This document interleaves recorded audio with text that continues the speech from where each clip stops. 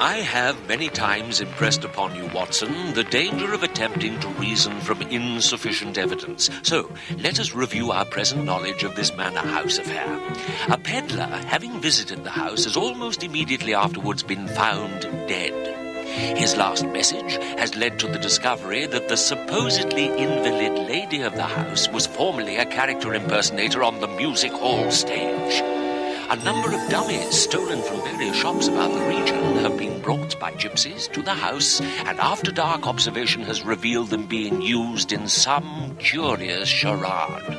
Furthermore, somewhere about the house a three-legged dog is unaccountably being concealed. And finally, what is the significance of the midnight arrival of that muffled horseman?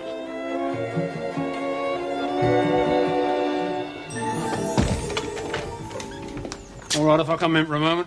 Tom Hudson, what are you doing here so early? I brought this for young Sherlock. He asked me to get it for him in London.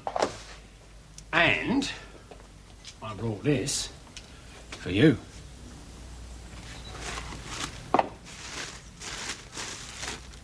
Why, Mr. Hudson, a pincushion box. In the shape of art. So I see. And inside a little billy-do. Mr. Hudson, really? It's a fresh appeal to you, Liza Ann, to marry me and become Mrs. Hudson. I will, Tom. I've already said I will. Ah, but when? No, we have no reason for any further delay. Not now I have the little house my mother left me in Baker Street. You'll be happy there, I know you would. I mean, it lies at the very heart of the Empire, and within a few miles of no less than 7 mainline termini. I mean, you couldn't be more convenient. So when's it to be? Just give me 3 or 4 more days, Tom, and you shall have your answer. Mr. Hudson, I hope you have a very good reason for being in this kitchen. Indeed I have, ma'am. The very best. Plain good heartedness. I brought that package for Mr. Sherlock, as bid. I'm just leaving. I have to visit the landlady of the Black Horse, whose sister in the Pentonville Road has entrusted me not only with a message, but with a birthday gift of some value. Good day, ladies.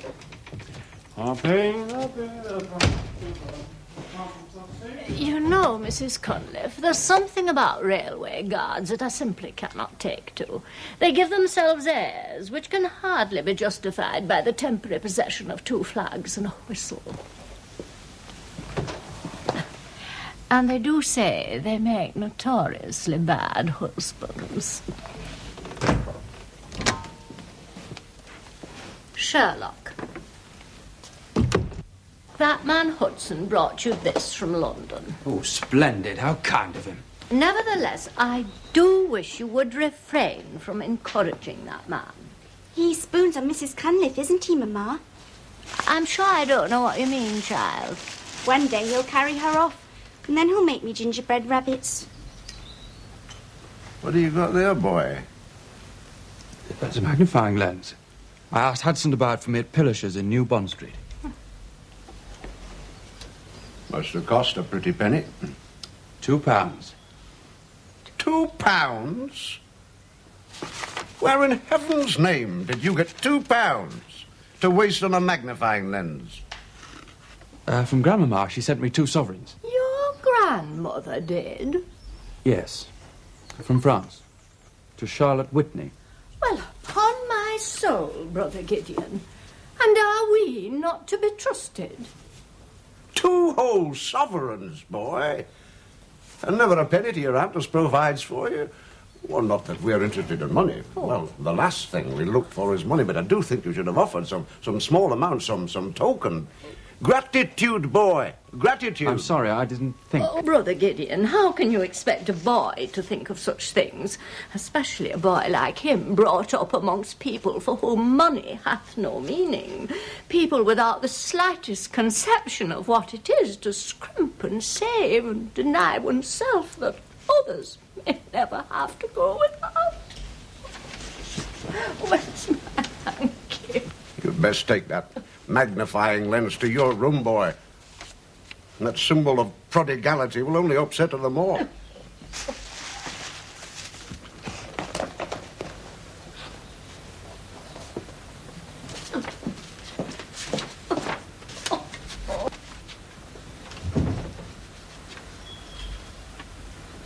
hope she doesn't want her smelling salts.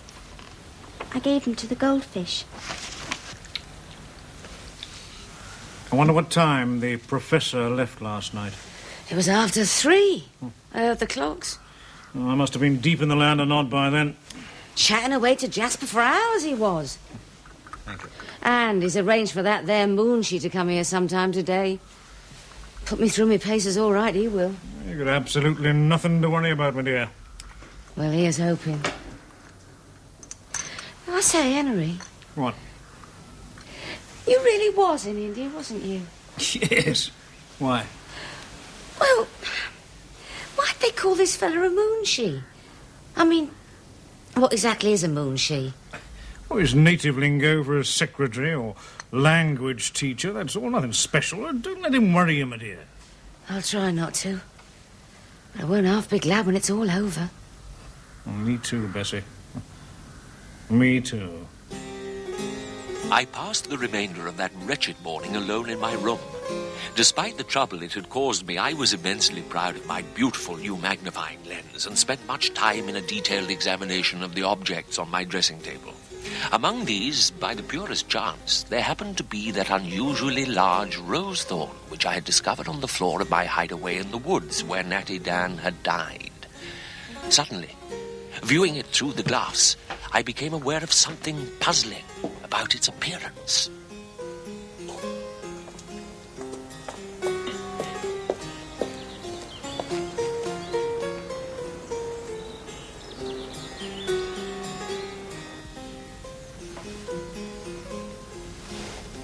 Oh, what is he doing now?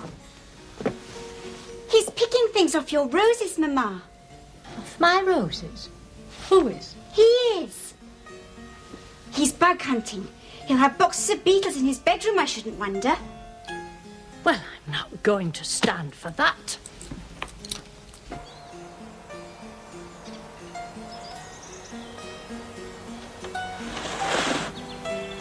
Sherlock, you just leave my roses alone.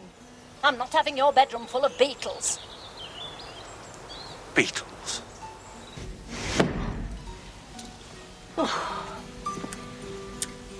Why does that boy always look at me as though he doesn't understand what I'm talking about?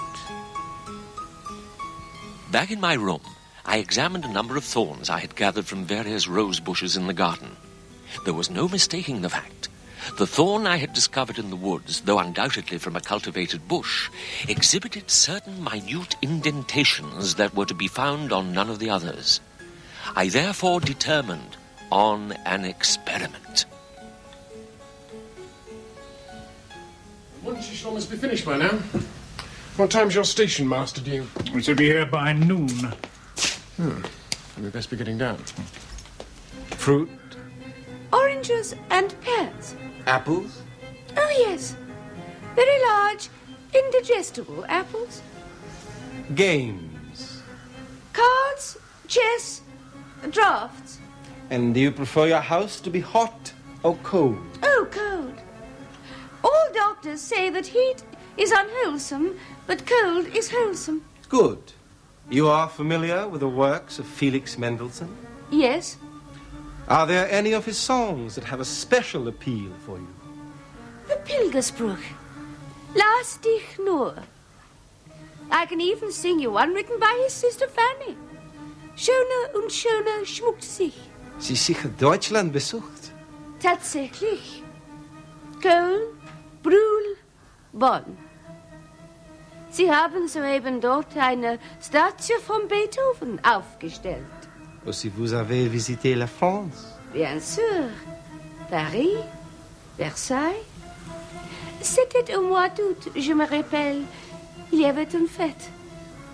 Je pourrais même vous dire ce que portait l'impératrice Eugénie. Une robe blanche, un chapeau en soie blanche, avec un manteau et un parasol en verre. Stand.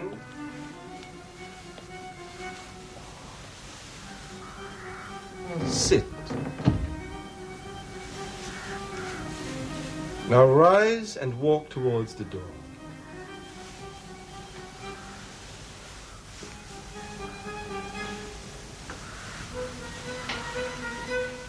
Turn and come towards me.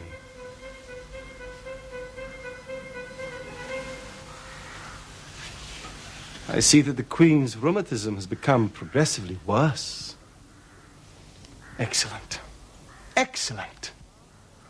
Her command of the languages is truly amazing. To have become so fluent in so short a time. She has a natural ear, a gift of tongues. If the rest of your plans are in as good a state of preparedness, we are indeed ready. Oh, lovely.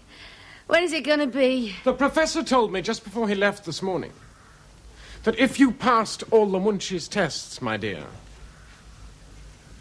we would go ahead as planned. We move in 2 days' time. Excuse me, sir. Mr. Prendergast is here. The Preston station master, gentlemen. Show him in. If you will step behind here, you will be able to observe this man.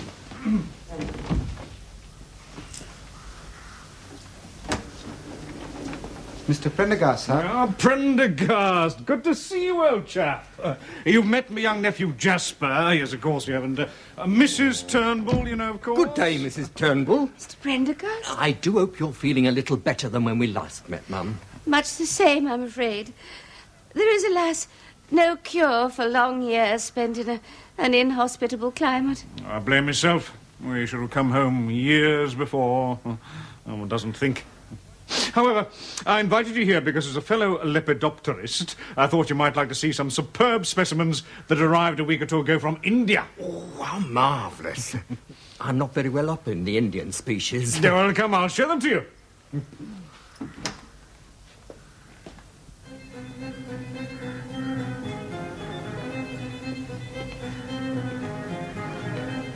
Well? Yes, I shall know him when I see him again. Then it will not be long. It will soon be home. And the blood of our forefathers will not have been spilt in vain. Do you know, that confounded Captain Chumley turned up at the office again this morning. I was forced to sneak out the back door to avoid the man. I've not the slightest sympathy with you, Gideon. You brought the whole thing entirely upon yourself, promising to give him a subscription to that military magazine or whatever it is he's going around with. Nevertheless, he should not pester. He should be able to take a hint. I have been out to that man on no fewer than 3 occasions now, and still he calls his plain bad manners.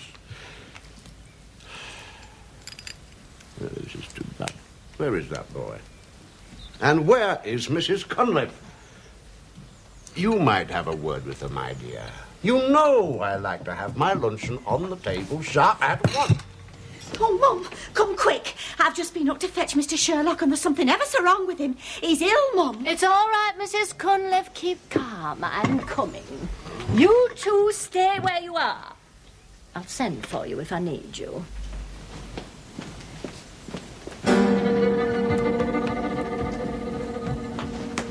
Sherlock, are you all right? Yes, I am now, Aunt Rachel. Oh, he was collapsed, Mum, and he was breathing ever so bad. How long have you been like this? 22 minutes and 15 seconds precisely. You know, it's just as I suspected. Sherlock? Your lunch is ready. Stop without me. I may be some time. You just wait until he gets home. I shall have a word or two to say to our young Master Sherlock.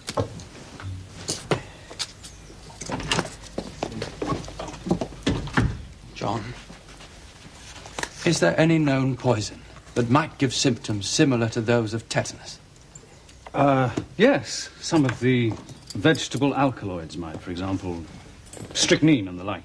Strychnus nux vomica is a tree native to India and Ceylon, from the fruits of which may be extracted strychnine.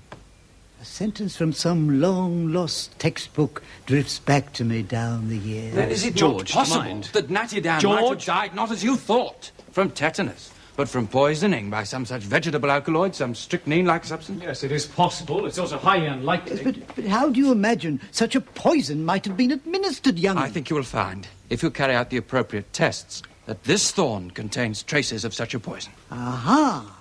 Someone taking the leaf from the book of the Amazonian Indians, eh?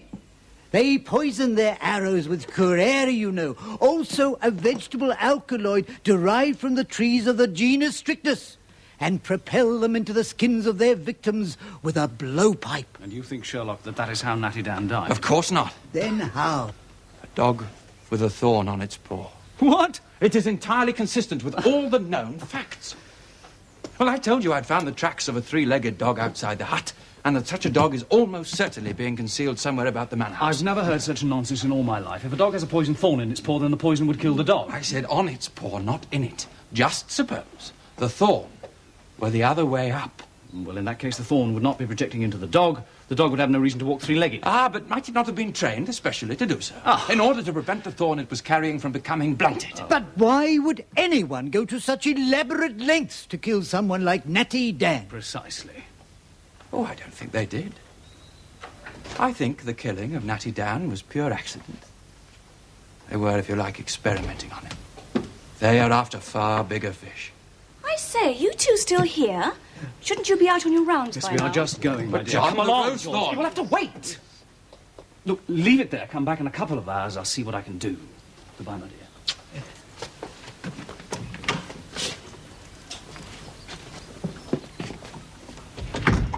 Sherlock, have you written to your grandmother yet, thanking her for that money she sent? Not yet.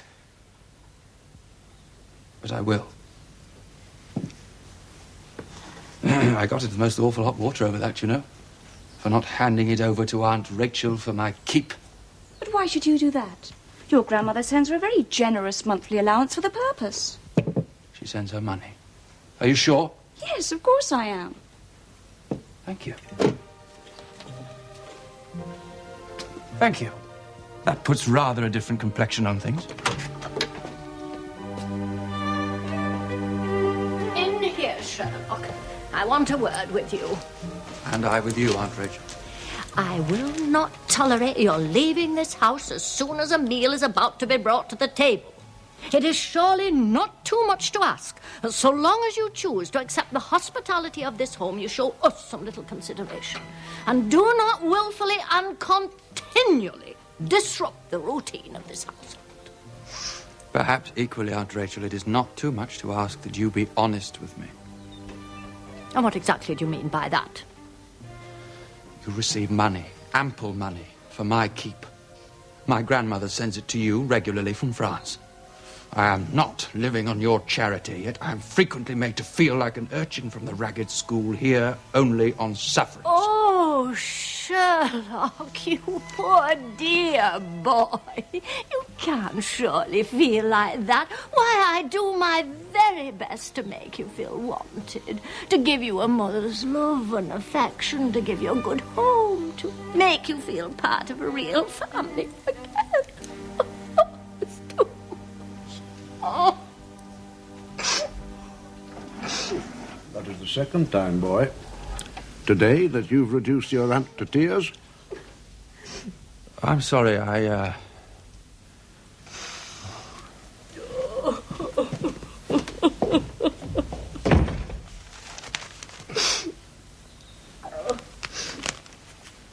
know nothing of any money coming from France.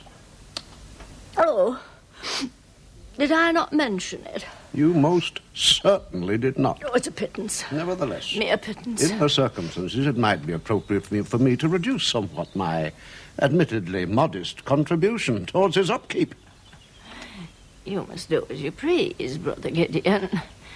But monetary considerations have never been paramount in this house, and I hope and pray that I shall never allow them to become so. Now, you just eat that all up, Mr. Sherlock. It'll do you good.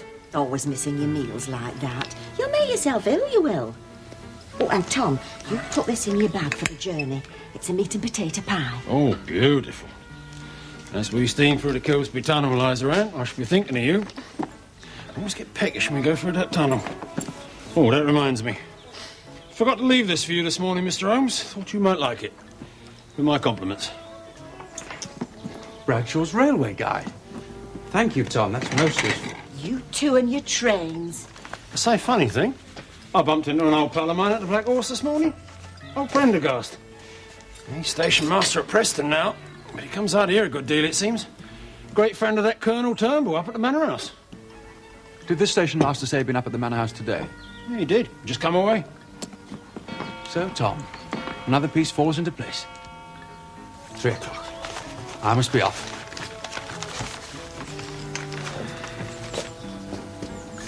Mrs. Cunliffe, your kitchen is a haven of sanity. And as long as you're living here, you'll always be welcome in it, Mr. Sherlock. You know that. Poor lad. You know, sometimes I feel so sorry for him.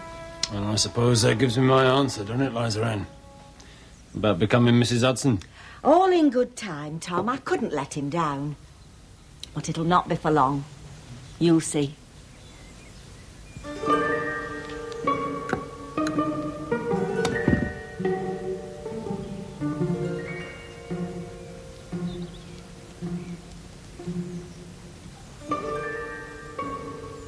Well, you're right. Poison. A soporific vegetable alkaloid, but one with which I'm totally unfamiliar. How did you suspect a rose thorn? I didn't. Not for some time. Not till I noticed those small marks on it which indicated that it had been held in some sort of metal instrument.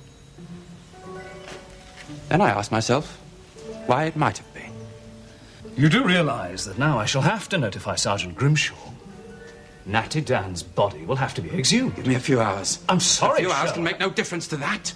It is imperative that we take a closer look at the Manor House and that we do so without further delay. Yeah, we... Are you game? Well, Oh, come, John, you have to admit that to date I've been unerringly correct in my deductions. Yes, that's all very well, Then I Sherlock. shall go alone. No. Now, wait, I suppose I'd better come too. If only to keep you out of mischief. That's the spirit. The flame of adventure may be guttering and low, but at least it's not totally extinguished.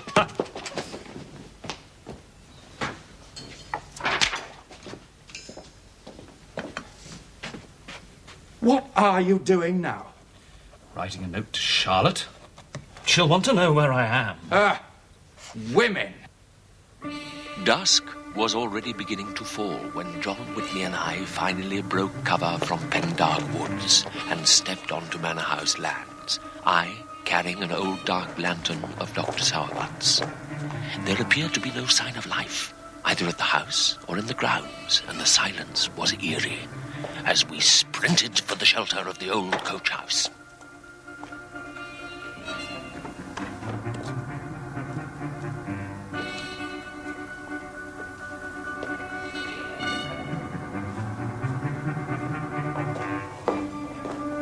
I ran my eyes quickly over the Colonel's coach. A glance at its interior confirmed my suspicions that it was different from when it was sent to collect us for that interesting tea party at the Manor House.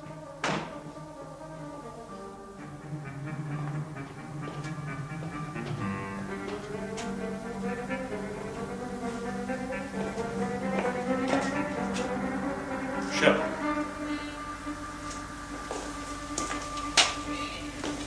Sherlock.